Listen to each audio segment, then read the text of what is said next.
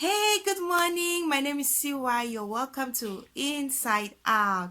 I bring you greetings from Wuhan. She is no longer known as the epicenter of the coronavirus because we have begun rubbing shoulders. Community life is back on.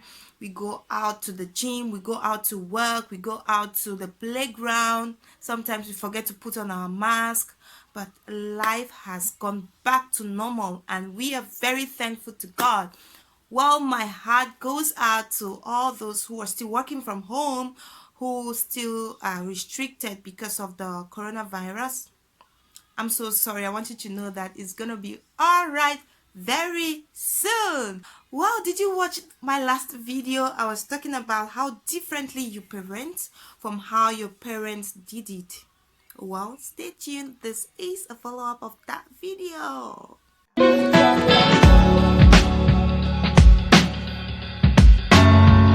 Today we're going to be talking about holistic parenting. Parenting is holistic, meaning that it is an approach to taking care of the development of the entire child physically, mentally, academically, financially, psychologically, sociologically, everything. All right, now are you ready? I'm going to be referring to some points from my notes. Okay. Adopting a holistic approach to parenting means being aware of all the developmental milestones of your child entirely. Yeah, for you to know that how that child will turn up in the future is because of how you parented them, largely, well, not 100%, largely dependent on how you parent them from the get-go.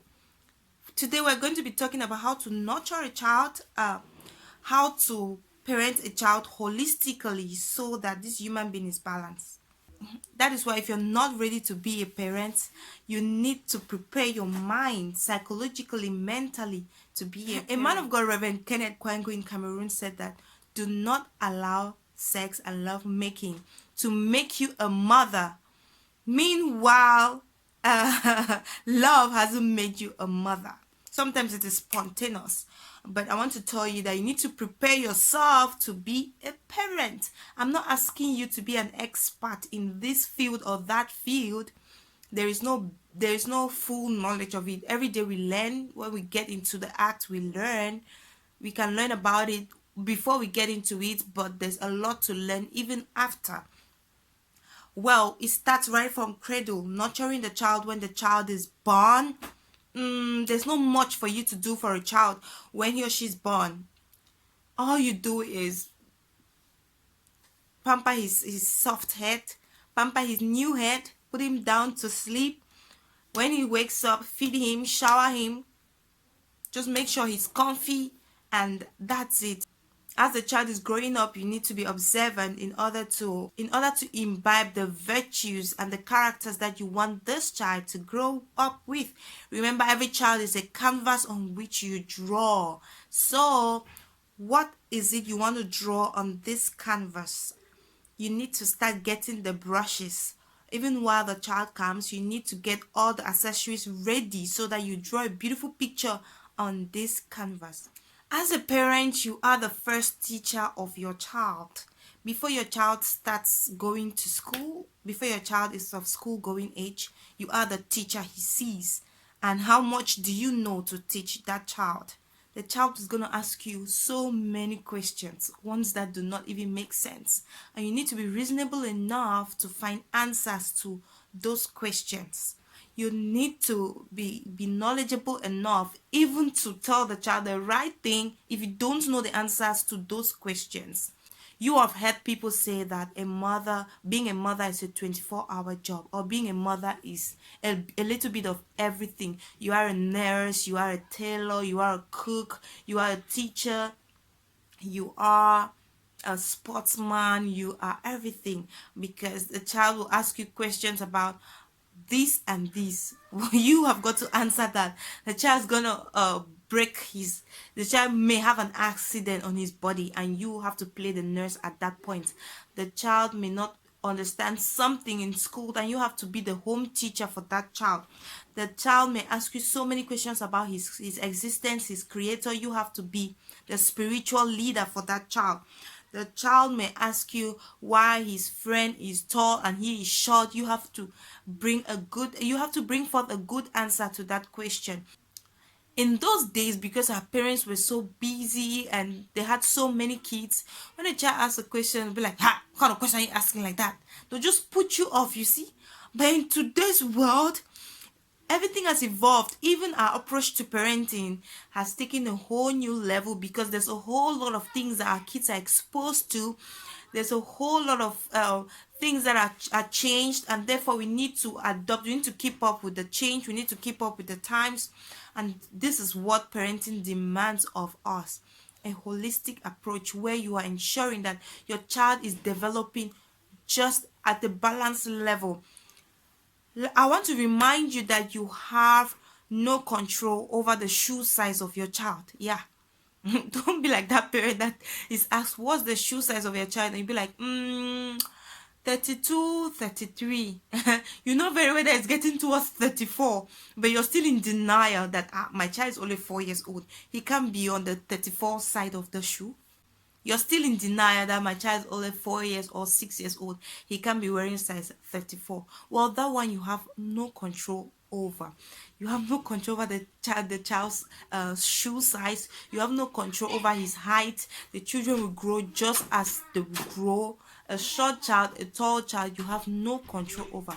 What you have control over is the inner being of the child, is what the child speaks out, is how the child thinks, is how the child relates to other people, is how the child perceives some situations in life, is how the child handles a fall, is how the child sees you react. And therefore you yourself have to be standing strong in order to give the stamina and the stability to this child. Here's a scenario. If you are in an elevator and the light goes out, you are a claustrophobic parent. There's no way you can even avoid elevators, especially in a place like this, because there are tall buildings up to level 33, 38 floor, 45 floors. Well, you cannot even avoid that. I had wanted to, because I got stuck in the elevator one day in Cameroon and I was like, I'm not getting on the elevator anymore. I'll take the stairs. But if I'm going to the 45th floor, there's no way I can take the stairs. Okay, now the light goes out. When you are in the elevator, are you going to stay still for that child? The attitude you put up, it's what you would transmit to that child. You are claustrophobic. Yes, let's take it like that. That's an example.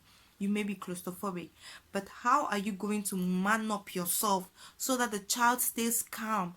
If you just burst out, and if you are just flaring everywhere, crying and shouting everywhere, what do you expect that child to do? Well, this is just an example for other situations in life. You yourself have to be well standing in order to teach this child how to be well standing, because parenting is holistic, targeting the different aspects that will make up a child's development. Here are 5 things that I suggest you teach your child, so that when this child grows up, he knows some of those pivotal things in the society. These are not exhaustive, they are just my suggestions, and you may add to this list. Thank you. The first one is teaching your child about his creator, his maker. Teach your child where he or she came from as a human being, or where grandma came from, where you came from, and then now where this child came from. He wants to know. Don't leave him to learn from people or to learn by default. Be intentional about teaching this child about God, who God is. I'm not asking you to go into deep theology. If this child learns from outside because you don't have time to teach them, they're going to ask you ridiculous questions. You're going to be so appalled by this. First of all, teach your child that it's important to worship God. It's important to have a relationship. My husband and I were teaching my daughter about Jesus and everything about that, where she came from, our relationship with Jesus, who is she. And she asked us, why would Jesus not come to our house? What are the answers that you're going to give that child when he or she asks you that kind of question? This comes back to teaching the child about Jesus, about his maker. When I say his maker, I mean the child's maker, about his relationship with God, about the need for the child to pray, about the need for the child to study the Bible, about the importance of morning devotion, about many of those things, you see. So you need to teach that child that. The second thing you need to teach this child obviously will be good morals. There is a relationship with God, and then there's good morals. This child the basic morals. Don't allow it to chance, don't allow it to fate, and most importantly, don't only wait to correct. Draw the canvas. The child may err one or two times, but do not wait to correct. That means do not wait to react. Be proactive and not reactive. Do not wait to be in public and this child says bum, because the child will say what he or she hears said in the house, around the house. In the public, he's going to say bum, and then you'll be like, stay quiet. Is that what I teach you? Is that what I teach you? Remember that everything that you say to this child is what he or she's going to say out there. Everything that you teach or do not teach the child, it's how they're going to paint it out there. So how do you want your image, the image of your family, to reflect in the public? Teach this child good morals. Okay? Number 3, teach this child self-discipline. Self-discipline. When you put out the toys, put them back. You may be thinking, oh, let me just leave him to play. Let me just leave her to play. No. When the child's misbehaved and is off the playing with his or her friends, call him back. Call her back. Come and pack your toys. I'm not saying shout in the midst of your friends. Hey, Kelly, come here. Come and pack these toys. That's not what I mean. I just mean that when the child misbehaved, maybe she was playing with her toys in her room, and then after playtime, she didn't pack up the toys. She ran off to play. What I'm saying is that call that child. Hey, Kelly, please come. I told you to pack your toys after play, right? Okay, pack your toys before you can play. She will pack them and he will pack them. Teach your child self-discipline. Well, reverting back to good morals, I forgot this point. You see, some of us did not grow up saying please and thank you. So you just say, hey, give me that thing there. Henry, give me that plate. Henry, give. That's how he or she is going to say it out there to other people. Give me that. Give me that. And then when they give them, do they say thank you? You are the one to teach them. You may be teaching them, but you are not doing it. You also have to do it. Do not say, growing up in those days, who has time? Your mother has time to be begging you, please. They don't beg, they just send you. Well, things have changed, and you have got to teach your child to say, please, thank you, and I'm sorry. Those 3 things. Teach them. Don't leave it only to the class teacher to teach them. Well, talking about self-discipline. Teach them that if they don't do this, then teach your children that if they don't do this, they don't get this. If you do this, these are the consequences. I learned from my daughter's teacher.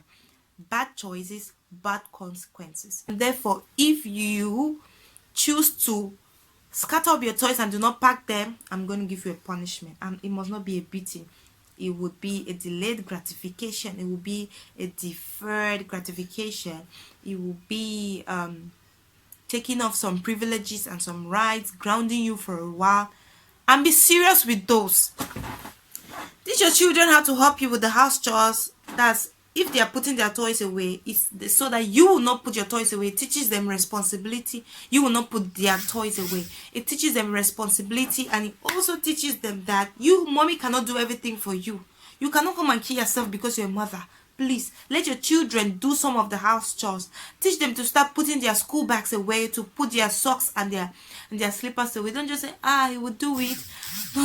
Lazy parenting will fetch you big consequences in the future, and those are grave. It will be hard for you to manage those big things, those big blocks that you've put by default. So handle it now. The next thing you're going to teach your child is self-acceptance. When we got here, there are these eyes on us. We still get people pointing at us up to this day. We still get people asking us questions like, we get these 3 things people say to us. Tell us, Why Goren? Why Goren? That means foreigner. And then they say Fejoren, Fejoren. That means African. And then they say Hey Ren. That means black person. Hey means black. It's okay to be different. It's okay to be taller. It's okay to be bigger. It's okay to be different. And so do not bully your friend when she's shorter than you and you are taller, or when do not bully your friend if she's shorter than you and you are taller, or if she's taller and you are shorter. Do not bully your friend. It's okay to be different. And so that was the slogan my daughter picked up. It's okay to be different. In her class, she's the only black person. In her class, she's the only African child. And so I'll tell her it's okay to be different. I boost her morale. I keep her spirits uplifted. And I tell her you are God's special child. You are a chosen generation. And so accept yourself the way you are. And my daughter has put on so much weight over the quarantine. It was easier for me to say, oh, Kelly, you're so fat. You look so big at 6. You look like 8. But I refrained from saying that because I've told her it's okay to be different. Accept yourself the way you are. You do not wear the same shoe size as your friends. It's okay to be different. We are all a mixed portion. We are all a mixed portion of a cultural melting pot that we are into, and that's the spice of life. That's beautiful. That's God's creation. We may not all be the same. We may not all wear size 34. Our waist our heights must not be tall, and our figures must not be slim. We are all different, and that's okay. And that is why I teach my kids: accept yourself the way you are. You are special. You are unique. You are the best. And most importantly, I love you just the way you are. That's what I teach my kids. And I've got 2 more. Teach your kids also about money. Teach them the flow of money. Give them a positive attitude about money. I bet you a lot of us have grown up as adults, but we still don't have a good attitude towards money. We still don't have a positive attitude towards money. A lot of us have still grown up with a poverty mentality, with a paycheck mentality. Therefore, in order to teach your kids the right attitude about money, you yourself have to update your mind. Read books like Think and Grow Rich, Rich Dad Poor Dad, Billionaire's Mindset, and start updating your mind, because richness starts in the mind. Our financial status starts in the mind, and that's what you can teach your kids. It's also important to teach them how to save. If someone gives you money, do not spend all of it. Save. If someone gives you money, we are going to use it to buy the next thing you need. If you need a doll now, we're going to buy it like maybe on your birthday. Therefore, we need to be saving the money. Let them see you saving. Let them see you having a positive attitude towards money, and then they would also adopt that. Okay? Teach them that they must not have everything that they need. Today I want ice cream, you just give. Tomorrow I want McDonald's, you just give. Tomorrow I want this. No. Let them earn it sometimes. Clean your room and then I give you an ice cream. Clean your shoes and then finish your homework and then I give you this. Because we work for money. We work for money, or we have a mindset that draws money. We don't just spend money anyhow. Okay?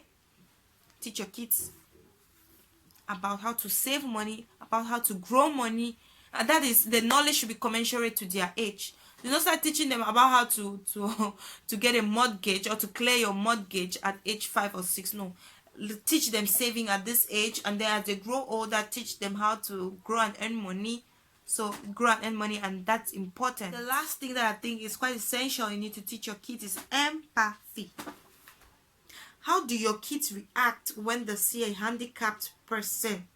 Their kid has never seen a person who limps before, or a person with a broken arm, or a person with no foot, or with just one foot, and then he or she comes across this person at the bus stop. I'll be like, oh, Mama, see, he doesn't have one foot. You are going to be embarrassed right to your intestines. So teach your kids that there are some people who, because of this or that, are going through a medical condition. Maybe they were in an accident. I bet you, please teach your kids. They're going to so embarrass you in public, and they're going to embarrass this handicapped person also. chances are that this person has come across many of such finger pointing situations, and so they have become used to. But you now need to teach your kids that do not point fingers at the person who is not the same as you, because remember that it's okay to be different. So he is different, and it's okay. It's okay to be handicapped. It's okay to be different. So teach your kids that some people are going through a medical condition, and so they have to live like that. We need to help them. We need to accept them. We need to love them. We don't need to run away from them, but help them. Maybe they need to get on the bus before us. We need to give them our seats. Teach your kids that there are some people that are not as privileged as they are. They have not eaten since morning, but you have eaten. So it's good to share. It's good to share your toys. It's good to share your food. It's good to share whatever you have with other people. Okay, teach your kids that they should feel sorry for people. Well, there's an extreme. There's really an extreme that we can go as far as this is concerned, because sometimes when we teach our kids to be empathic and then they grow up in future, they cannot even save a dime because they are helping the whole world. I'm asking you to do it healthily, okay? I'm asking you to teach them to learn a hand as far as they can, to not overlook the plight, the sorry plight of other people. What other things can you teach your kids? If you have any suggestions, please drop them down for me in the comment section. And guess what? You're going to subscribe. Yeah, that's what you're going to do. I'll see you in the next video. This is CY. Bye-bye.